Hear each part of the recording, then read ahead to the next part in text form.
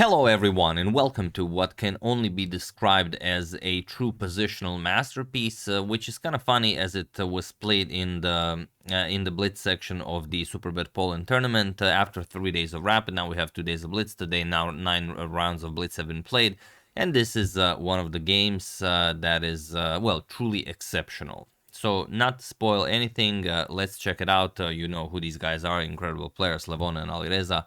Let's enjoy some chess. So Alireza, or rather Levon with white, opens with pawn to c4. He starts off with an English, but you know, these top super grandmasters are just using fancy ways of achieving different positions. And after a couple of introductory moves, we have the standard Queen's Gambit declined, and the bishop to g5 is the most popular way to play, but also you could trade on d5 and then play bishop to g5.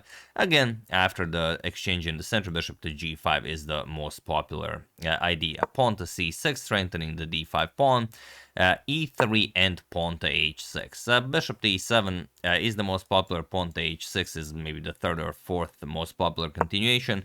So this is still all book theory. We have bishop to h4, bishop to e7, bishop to d3, as you can see, both of them just blitzing out moves, not wasting even a second.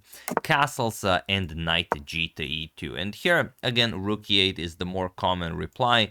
Alireza goes for knight to e8. He wants to trade off the dark square bishops, and Levon says, no, for the moment, I'm keeping my bishop pair on the board.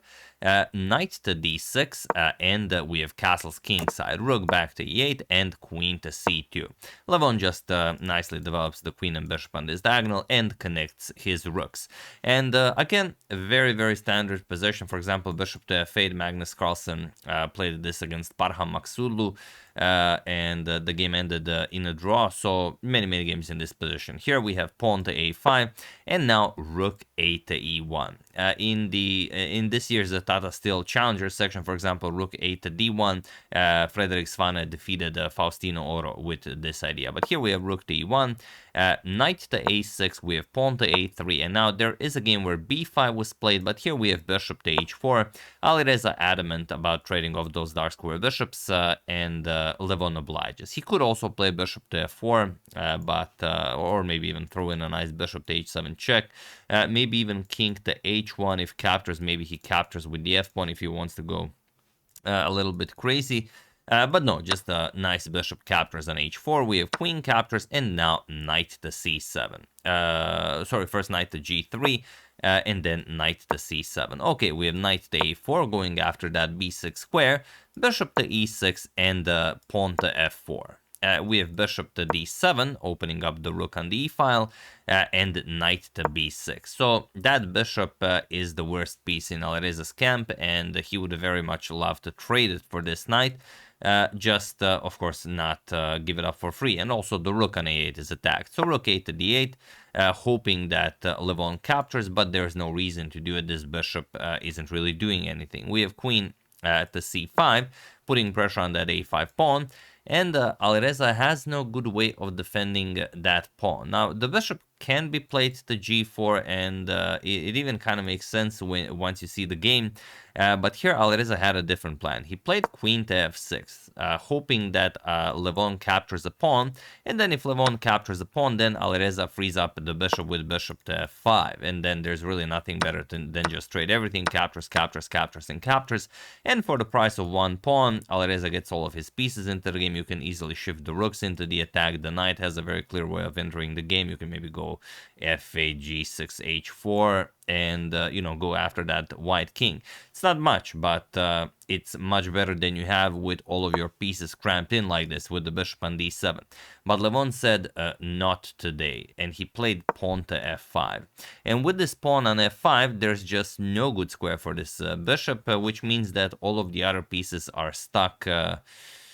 Well, they are developed, but they're also undeveloped, if you will. So here, bishop to c8, and we have queen captures on a5. Okay, Levon grabs a pawn. There was no rush in capturing this pawn. You could also improve your position a little bit first, but Levon says, no, this is perfectly fine. Plus, it's also a blitz game, and I mean, look at my time. I have 2 minutes, 54 seconds. We started off with 3 minutes. I'm literally crushing Alireza here. So Alireza goes queen to g5, puts pressure on that e3 pawn. Queen to d2, Levon defends. and pawn to h5. Alireza will just pretend that he sacrificed this pawn for activity. Queen to f2 and pawn to h4. We have knight to h1, knight to e4 attacking the queen, and now queen to f4. And Levon would very much love to trade queens, but he also is hoping that Alireza forgets that the knight on c7 is hanging. And there's no good way to avoid a queen trade here. Even if you go back to defend the knight, then for example something like captures f6, and you either, well, actually blunder that knight, or you mess up your king's position by playing g captures on f6. So after queen to f4, we have queen captures on f4, rook captures and pawn to h3. Alireza offers another pawn, but there's no, I mean, you could capture it. You could also play something like bishop captures on e4 and then play pawn to g4. You're going to capture the h3 pawn later on. But Levon just goes after it. G captures on h3. We have knight to d6, now putting more pressure on this f5 pawn. Knight to g3. Defending additionally on f5, we have pawn to f6 and pawn to h4. And this is where, well, the positional squeeze just continues. We have rook to e7. King to f2, clearing the path on the g file for the white rooks. We have bishop to d7, now hoping to get the bishop somehow into the game, and only now is the moment where Levon trades this bishop for knight, because the knight will overstay its welcome if you don't trade now. So knight captures, we have rook e captures on d7, pawn to h5. We have king to h7, and now look at this beautiful move. They say that no price is too high for the scalp of the enemy king, and okay, even though this is only one pawn, the price is definitely too high. You cannot capture with the king. You have to ruin your pawn structure.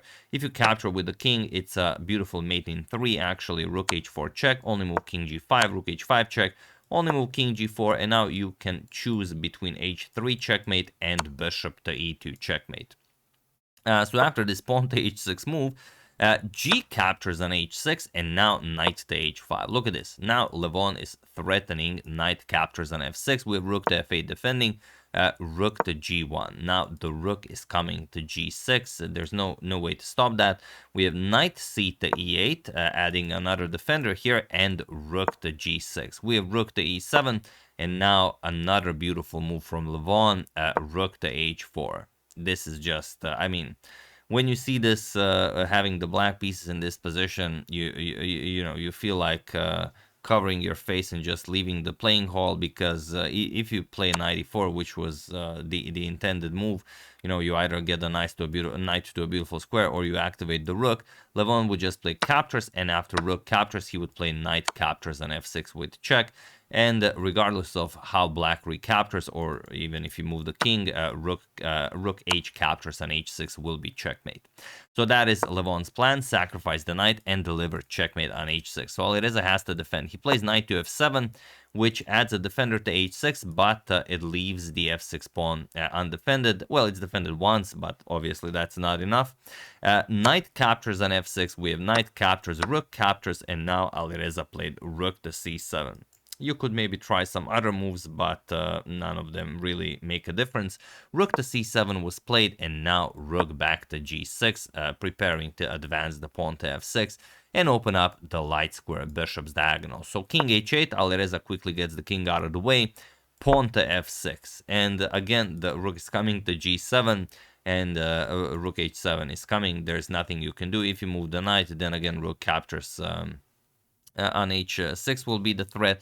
Now it seems like a good idea maybe to move the knight. If you play knight to d6, so you can maybe shift this rook, but then rook g captures on h6 happens, and now of course this is still impossible. It's covered 3 times, so once you go to g8, then rook to h8 check, king to f7, rook h7 check, and now everything falls apart. Doesn't really matter what you play. You can guard this rook, but then captures, rook captures, you will always be down a full rook. So after this f6 move, there's nothing more to be done here. Alireza played pawn to c5, and Levon finished it beautifully with rook to g7, and he was in this position on move 43 that Alireza Firouzja resigned the game, as there is nothing more to be done here. beautifully played by Levon. I mean, this is even for a classical game, this would be a beautiful game. But Levon just blitzing it out like this, and completely outplaying Alireza with still having 2 minutes and 53 seconds. That is just unreal. And here you resign. Obviously, there's not much to do, but let's say you play a move, rook h7 check is coming, and then after king g8, rook g4 check, no more squares for the white king. You will have to play knight to g5, and now, well, we could capture the rook. That's definitely a possibility, but a much nicer move is rook captures on h6. Now rook captures on g5 is coming, and if you capture the bishop, then you capture on g5 with check, king f7, then you go rook to g7 or rook to h7, doesn't really matter. King moves, you will capture on c7, you will be up a full rook, and of course you have a completely winning endgame. So yeah, after rook to g7, Alireza resigned, and a spectacular victory for Levon Aronian, who after 3 days of rapid and the 1 full day of blitz, that's 9 rounds of blitz, is currently in 3rd place. I will check out the standings. Just give me a second. Yeah, it's Vladimir Fedosev, incredible. Vladimir Fedosev, sorry. Fedosev with 19 points, 1st place. 2nd place, Pragnananda with 15.5. So he's crushing it. He's without a single loss in the 3 days of rapid and the 1st day of blitz. So if he can take it all the way, he has a 3.5 point lead over 2nd place Pragnananda going into the final day. So it seems that it could be Fedosev who wins the tournament, but Prague in 2nd place, Aravin Chitambaram and Maxim Vashilagrab and Levon Aronian with 14.5 sharing 3rd place. Then Alireza with 14, Bogdan Daniel Dak with 13, Jan Krzysztof Duda 13, David Gavrilescu 9, and Veselin Topalov on 8 points. I think obviously Veselin isn't brushing up on his theory as much as these players are, and also he's much older than them, and well, it could be that maybe this is becoming too fast for him, or maybe he's just having a bad tournament, but yeah, definitely not his couple of days of chess. So yeah, that's the game. Hope you guys enjoyed it. Very happy when I'm very happy when everyone is playing good chess, but obviously I'm much happier when Levon is playing excellent chess. He's a brilliant player, brilliant positional player, brilliant tactical player. He plays every time format. I mean, he plays Bughouse. He plays literally anything. He loves chess, and I think if anyone will be like Vasily Ivanchuk playing chess, forever, I think it will be Levon Aronian. So yeah, that's the game. Hope you guys enjoyed it. If you have any beautiful games that you would like to see covered, use that hashtag suggestion. I would like to thank Crash BPS1, Magician Chess, Sandal No Last, E1 Check, and Only Bullet for a contribution to my channel. Thank you a lot. I really appreciate it. As usual, you can check 2 of my previous videos here. Thank you for watching, and I will see you soon, continuing to check up on your wonderful suggestions and whatever else happens in the chess world. Thank you all. I will see you soon, and have an excellent rest of your day.